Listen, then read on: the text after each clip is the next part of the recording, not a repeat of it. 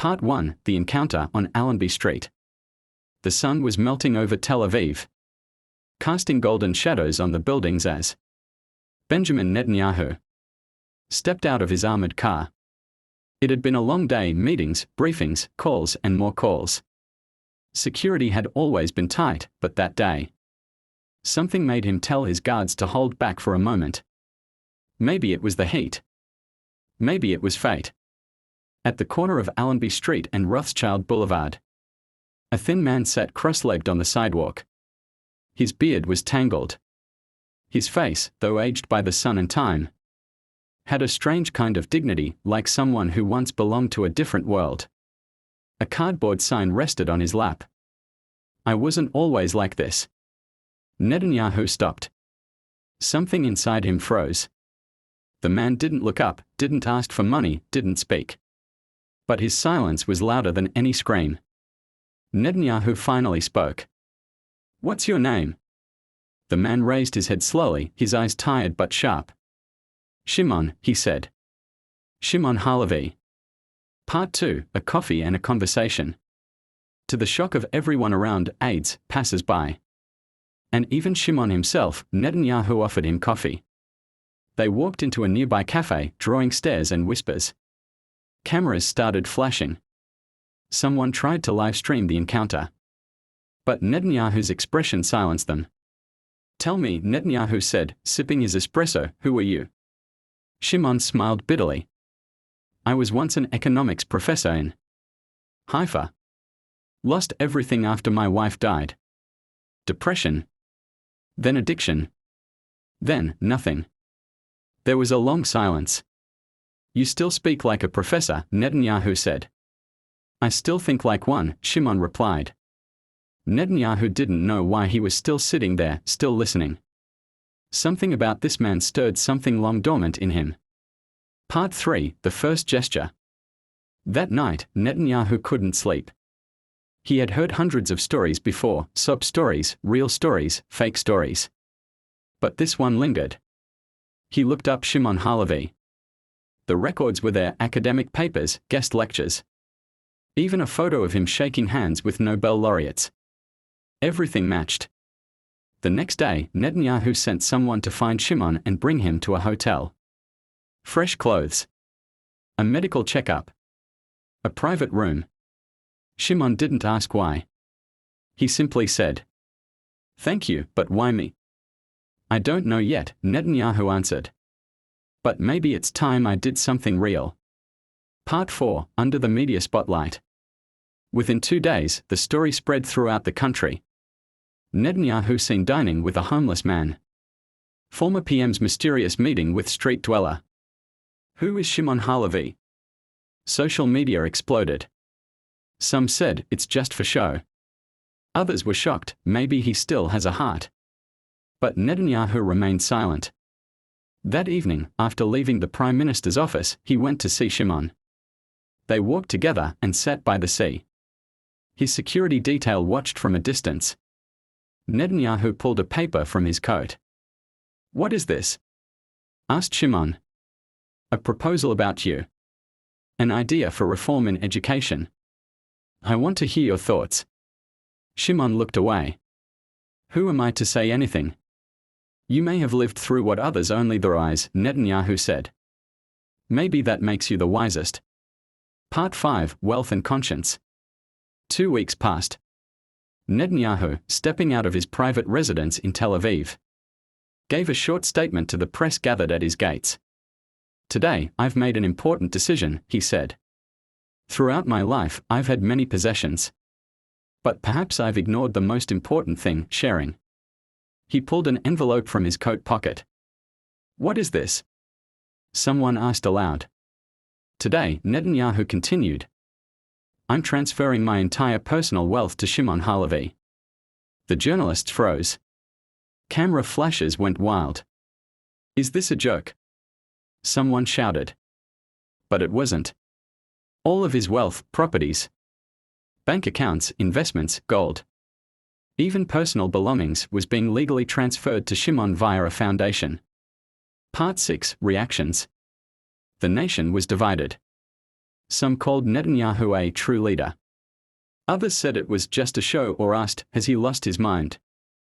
But Shimon stayed silent. He still returned to the hotel, had a simple breakfast, read books in his room. He didn't drive luxury cars. He didn't speak to reporters. One day Netanyahu asked him, "What do you plan to do with all this wealth?" Shimon shook his head. "I want to remind people of something they've forgotten. A second chance is possible." Part 7, Shimon's mission. Shimon first returned to the streets. He visited the people who sat on the same corners every day. Some he invited for tea. Some he gave coats. Some he helped get into hotels. Others he sent to job interviews. Then he founded a charity, Second Life Foundation. Its mission was clear: to reintegrate the homeless into society, to provide scholarships for underprivileged university students, to offer psychological support to those on the brink of suicide. Shimon was now a wealthy man. But he managed change, not wealth.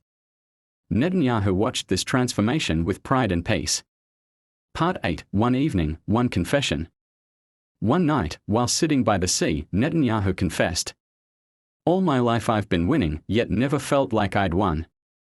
For the first time, I feel light." Shimon smiled. Having things often brings burden. Sharing brings lightness.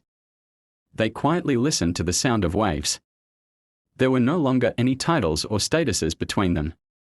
Just two men who had arrived at the same place from very different paths. Part 9, a question that echoes. The story spread across the globe. BBC, CNN, Al Jazeera, France 24, Japan's NHK. All featured this extraordinary tale. Shimon had become more than a figure. He was a symbol. Netanyahu's decision was recorded in history books. Some called it madness. Others called it the greatest leadership lesson. But a question echoed in everyone's minds. If you choose to give all your fortune to a stranger while at the peak of your power, then what is true wealth? Was Netanyahu's decision one of regret or of late awakening? Drop your thoughts in the comments. Part 10, the rise of the foundation and the first blow. Shimon's Second Life Foundation became nationally recognized within weeks. People weren't just asking for help, they were offering it. From all over Israel. Young people, elders, former prisoners, unemployed graduates volunteered to be part of the movement. But with every rise comes a shadow. The media shifted its attention from praising the foundation to questioning its source. Was this fortune transferred legally? Why would a former prime minister hand everything over to a stranger? Is this foundation turning into a political project? For the first time, Shimon felt pressure. He called Netanyahu from the foundation's office. "They are trying to stop us," he said, "using your name." Netanyahu took a deep breath. "I controlled the media for years. I'm not afraid of it now. If what we are doing is true, then we live by the truth." Part 11, Ghosts of the Past. The next day, an old video was leaked. In it, Netanyahu gave a harsh speech years ago during a private meeting. Some of his comments about the poor were taken out of context and used as headlines. Netanyahu's arrogance toward the poor revealed. Why should we trust this sudden change? Shimon watched the video quietly. That evening, he visited Netanyahu at his home. "Was that really you?" he asked. Netanyahu didn't look away. "Yes. That was me. I was drunk on power. I thought I owed nothing to anyone." Shimon nodded slowly. "That's exactly why what you're doing now is real. A person becomes free only when they face their past." Part 12, International Pressure.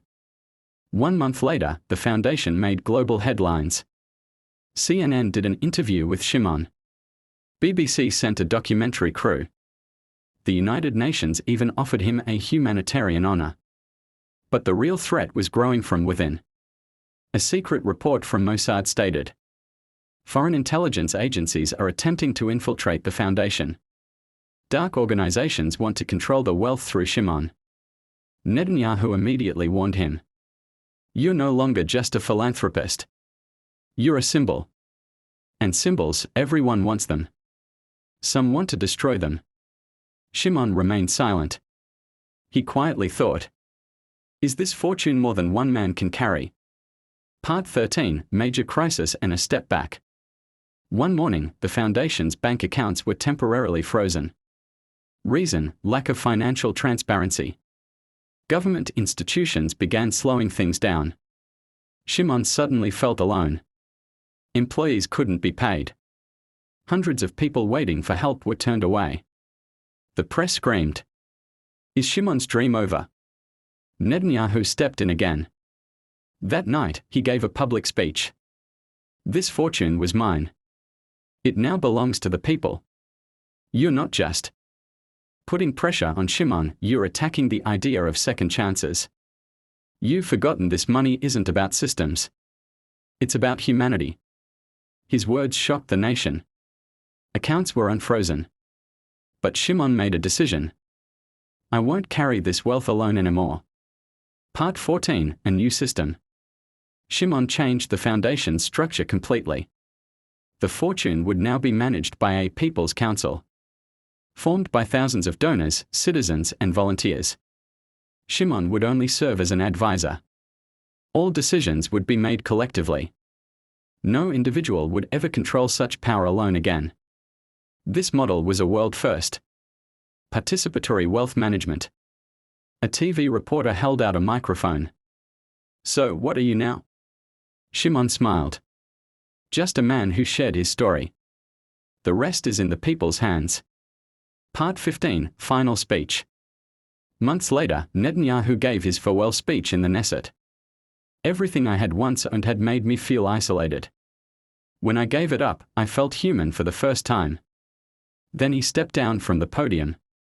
That night, he met Shimon again by the sea. They pulled their chairs into the sand and sat quietly. Do you think people will forget this story? Netanyahu asked. Shimon shook his head. Maybe some will. But the ones who remember it, they are the ones who will change the world. Part 16, ending a comment-worthy final scene. Months later, a new homeless man sat on a street with a cardboard sign. I too was once part of a story. A young woman passing by stopped and pulled a small book from her bag. Its cover read, A Fortune, a Homeless Man, and the World's Greatest Decision. The story had become so popular, everyone carried a version of it in their pocket. A child asked his father, Dad, did this really happen? The man paused. Then smiled. I don't know if it really happened.